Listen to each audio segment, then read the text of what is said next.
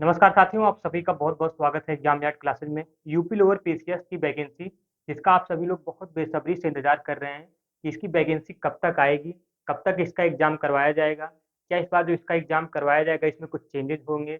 यानी यूपी लोक सेवा आयोग पहले इसको करवाता था, लेकिन बाद में इसको अधीनस्थ सेवा चयन आयोग करवाने लगा। क्या इस बार इसे यूपी पीएससी आयोग ही करवाएगा या इसे यूपी ट्रिपल एससी आयोग ही करवाएगा? इस बारे में लेके बात करते हैं। अगर यूपी ट्रिपल एससी आयोग इसे करवाता है तो क्या इसे पेट 2023 के ज़रिए करवाएगा? इसके बारे में बात करते हैं। और साथ में अगर पेट 2023 के ज़रिए कराया जाएगा, तो क्या इसमें सिलेबस में कुछ चेंजेज़ हो सकते हैं? इसके सिलेबस में क्या-क्या चेंजेज़ हो सकते हैं, इसके बारे में बात करते हैं। साथ में लास्ट टाइम जो कट ऑफ हम लोग गया था, लास्ट टाइम 2019 में जब एग्ज़ाम हुआ था, 672 पदों पर जो एग्ज़ाम हुआ था, उसमें कट ऑफ क्या गया था प्रीलिम्स का और मेंस का क्या कट ऑफ गया था। सारी बातों पर हम लोग चर्चा करेंगे इस वीडियो में। आप लोग वीडियो के आखिर तक बने रहेंगे, तो सारी जानकारी आपको यहाँ से प्राप्त होगी।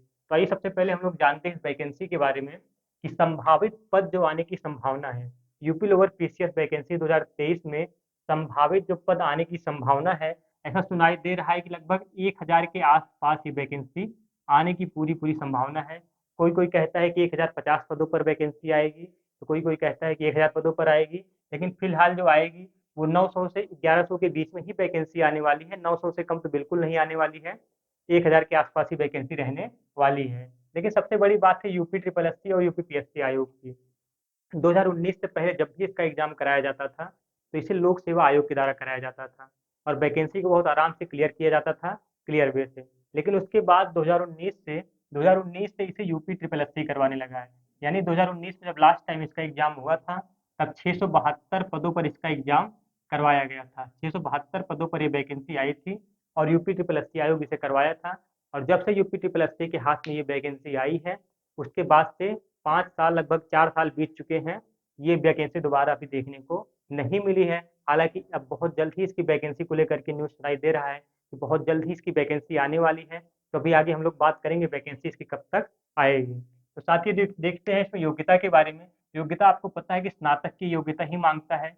इसमें ग्रेजुएशन आप किसी भी स्ट्रीम से होनी चाहिए और आपकी एज जो होनी चाहिए वो 21 से 40 वर्ष के बीच में होनी चाहिए। तो ये आपकी योग्यता माँगता है। यानी स्नातक आपके पास डिग्री होना चाहिए, आप ग्रेजुएट होने चाहिए किसी भी स्ट्रीम से, किसी भी यूनिवर्सिटी से और साथ में आपकी उम्र जो होनी चाहिए, मिनिमम 21 वर्ष होनी चाहिए, मैक्सिमम 40 वर्ष होनी चाहिए।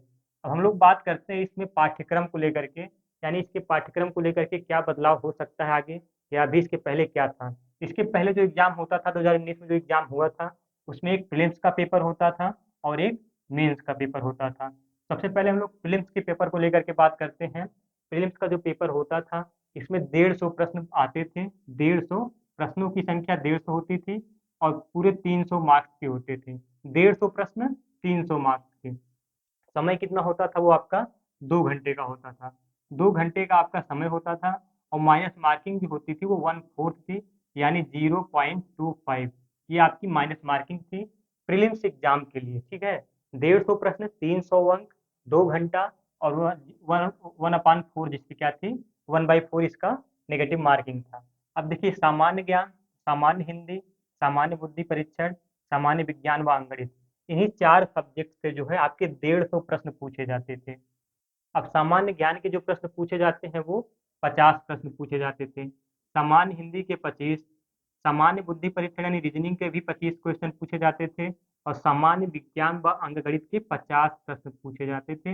इस तरीके से आपके 150 प्रश्नों की संख्या पूछी जाती थी प्रीलिम्स एग्ज़ाम के लिए, ठीक है? यही आपके होते थे और ये ऑब्जेक्टिव टाइप में ही होता था। आपके जो प्रीलिम्स और मेंस दोनों एग्ज़ाम थे, दोनों एग्ज़ाम जो है वो ऑब्जेक्टिव टाइप में ही होते हैं।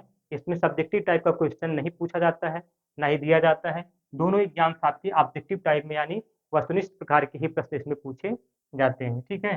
तो इस तरीके से इसमें 150 प्रश्नों की जो है वो 300 मार्क्स का जो है आपका प्रीलिम्स होता था। आपको इसको पास करना पड़ता था, लेकिन जो फाइनल मेरिट बनती थी, वो मात्र मेंस के पेपर से ही बनती थी। मेंस से ही आपकी फाइनल कट ऑफ जारी की जाती थी, उसी से आपका सिलेक्शन होता था। प्रीलिम्स आपको केवल पास कराया जाता था और रही बात मेंस एग्ज़ाम की, जब आप प्रीलिम्स पास कर लेते थे, तो आपको मेंस का एग्ज़ाम देना पड़ता था और मेंस 2 चरणों में होता था, पहले और दूसरे चरण में। पहले चरण में पहला पेपर जो इसका होता था वो सामान्य बुद्धि परीक्षण और सामान्य ज्ञान का होता था, जबकि दूसरे चरण में सामान्य हिंदी एवं उसके बाद सामान्य विज्ञान एवं अंग्रेजी होता था। यानी इसी चारों सब्जेक्ट को दो पार्ट में यानी दो चरणों में करवाया जाता था, दोनों को अलग अलग करके। तो सामान्य बुद्धि परीक्षण एवं सामान्य ज्ञान का जो प्रश्न पूछा जाता था, सामान्य बुद्धि परीक्षण के 25 प्रश्न पूछे जाते थे और सामान्य ज्ञान के 75 प्रश्न पूछे जाते हैं। इस तरीके से 75 और 25 टोटल 100 प्रश्न हो गया। 100 प्रश्न के आपके 200 अंक के पूछे जाते हैं और 90 मिनट का यानी 1.5 घंटे का समय आपको देता है। यानी मेंस का जो पेपर होता है वो 400 अंक का टोटल होता है। 400 अंक का टोटल होता है, जिसमें 200 अंक का आपका पहला पे चरण होता है और 200 अंक का दूसरा चरण होता है। यानी 100 प्रश्न पहले वाले पेपर में पूछे जाएंगे और 100 प्रश्न दूसरे वाले पेपर में। और ये 200 अंक के होते हैं, ठीक है। तो 200 अंक इसका और 200 अंक इसका। सामान्य हिंदी जो पूछा जाता है ये भी 25 क्वेश्चन और सामान्य विज्ञान एवं अंग्रेजी जो पूछा जाता था ये भी 75 क्वेश्चन। इस तरीके से ये भी आपके 100 प्रश्न हो गए, इसमें भी आपके 200 मार्क्स हो गए, इसमें भी आपको 90 मिनट का समय मिलता है। इस तरीके से डेढ़ डेढ़ घंटा 1.5 घंटा टोटल 3 घंटे का समय आपको मिलता था 400 अंकों के लिए। इसमें 200 प्रश्न आते थे, 100 प्रश्न सामान्य बुद्धि परीक्षण एवं सामान्य ज्ञान से और 100 प्रश्न सामान्य हिंदी एवं सामान्य विज्ञान एवं अंग्रेजी से।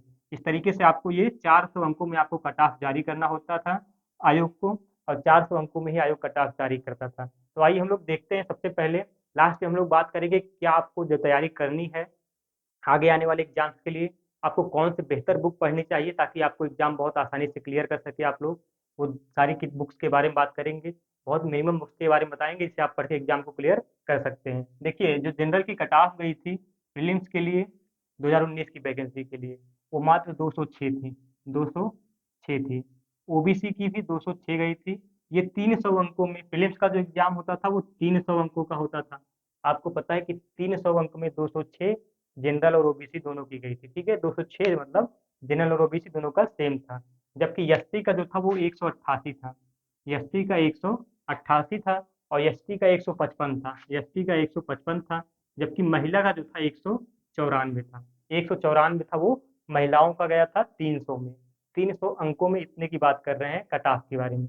जबकि मेंस का जो फाइनल कट ऑफ आया था, जहाँ से आपका सिलेक्शन होता है, आपका चयन होता है, आपको पता है कि इसमें इंटरव्यू जैसी कोई प्रक्रिया नहीं होती है, इंटरव्यू इसमें नहीं होता है। तो मेंस में आपका जो इसमें सिलेक्शन हुआ था जनरल का और ओबीसी का दोनों का सेम इसमें भी गया था। मेंस भी दोनों का सेम गया था, 299 जनरल का था, 299 ओबीसी का था। ये आपके 400 अंकों में से गया था।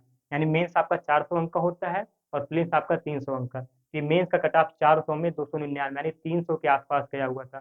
सोचिए आपको कितना मेहनत करना पड़ेगा इस एग्जाम को क्लियर करने के लिए, ठीक है। इसके अलावा 277 इसमें गया था एसटी का, 277 एसटी का गया था। जबकि एसटी का 253 था, एसटी का 253 था और महिलाओं का जो था वो 284 था, 284 महिलाओं का था। तो इस तरीके से 400 अंक में कट ऑफ गया था, 299, 277, 253, 284 महिलाओं का। तो आप लोग देख सकते हैं इसमें जो पद होते हैं वो बहुत अच्छे अच्छे पद होते हैं। जैसे सहायक चकबंदी अधिकारी हो गए, चकबंदी अधिकारी हो गए, सहायक विपणन अधिकारी हो गया, अधिशासी अधिकारी हो गया, राजस्व अधिकारी हो गया, राजस्व निरीक्षक यानी इसे सप्लाई इंस्पेक्टर बोलते हैं, कार्यकारी अधिकारी हो गए, मार्केटिंग इंस्पेक्टर हो गए। मार्केटिंग इंस्पेक्टर आप लोग समझ सकते हैं कितनी बड़ी पोस्ट होती है। मार्केट में जाते हैं किसी भी दुकान पे, चलो दिखाओ दिखाओ, उसको दिखाने के बाद जब थोड़ा सा उसमें कमी दिखा देते हैं तो अंदर अंदर की बात करने लगते हैं कि चलो इसको दिखाओ। अब उसके बाद इस तरीके से इसमें बहुत से अच्छे अच्छे पद होते हैं जिसपे आप चयन पा करके अपने आप को, अपनी ज़िंदगी को थोड़ा सा आगे बढ़ा सकते हैं, ले जा सकते हैं। तो आपके पास बहुत सारा मौका है अभी। पेड 2023 के जरिए ही एग्जाम होगा, इसको मान लीजिए आप। ये 90% चांस है कि पेड 2023 के जरिए ही यूपी ट्रिपल एस आयोग इसे कराएगा। यूपीपीएससी आयोग इस एग्जाम को नहीं कराएगा क्योंकि 2019 में जो वैकेंसी आई थी उसे यूपी ट्रिपल एस आयोग ही कराया था।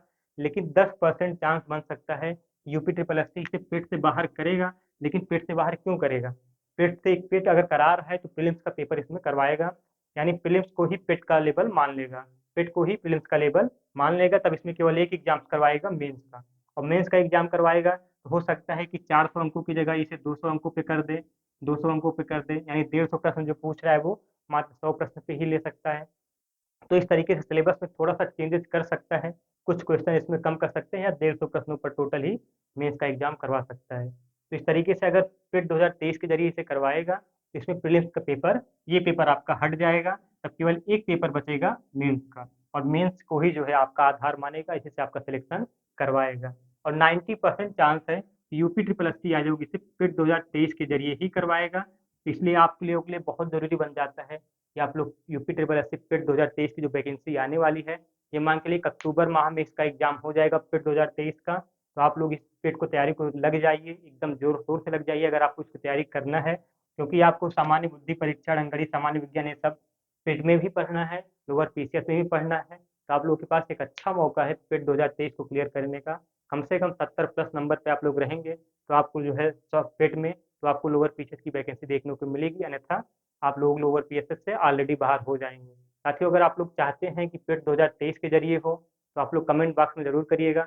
अगर आप चाहते हैं कि पेट 2023 के जरिए ना हो, यानी पेट से बाहर इस वैकेंसी को यूपी ट्रिपल एस सी आयोग करवाए, तो भी आप लोग कमेंट करिएगा। आपकी राय जानने का एक मौका मिलेगा कि आप लोग क्या चाहते हैं इस वैकेंसी को लेकर के, किसी पेट के जरिए कराया जाए कि या ना कराया जाए। और साथ में दोस्तों हम लोग बात करते हैं बुक लिस्ट के बारे में, कौन सी बुक आपको पढ़ा जाए। देखिए, आप बुक कोई भी पढ़ सकते हैं, लेकिन दो बुक आपको लेना बहुत अनिवार्य है।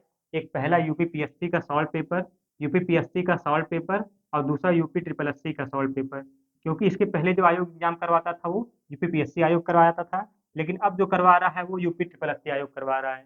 तो आपको दोनों का सॉल्व पेपर लेना बहुत जरूरी है, जो प्रीवियस ईयर का सॉल्व पेपर आता है, चाहे वो यूथ पब्लिकेशन का हो, चाहे वो घटना चक्र का हो। दोनों का आप जो है, दोनों में से एक कोई भी दोनों का आप ले सकते हैं, यूपीएससी आयोग का भी, यूपी ट्रिपल एससी आयोग का भी।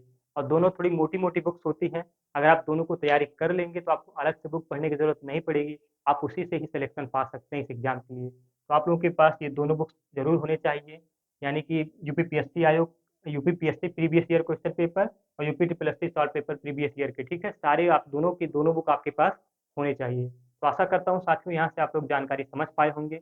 आप लोग चैनल को सब्सक्राइब जरूर करिएगा, और आशा करता हूँ कि आप लोग अपने आसपास चैनल को शेयर भी करेंगे। साथियों, आप लोग का बहुत बहुत स्वागत, बहुत बहुत शुक्रिया, बहुत बहुत धन्यवाद।